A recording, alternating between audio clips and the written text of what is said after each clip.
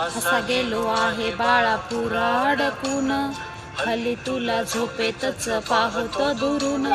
असा कसा बाबा देवले करायला देतो, लवकर जातो आणि उशिरानं येतो.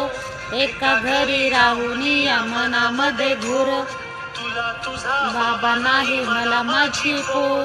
बालपण गेले सारे तुझे निसटून, पुरे काय तुझ्या माझ्या ओंजळी मधून. जरी असे तुझ्या ओठी माझ्यासाठी हसे, दसरेत तुझ्या काही अनोखी दिसे.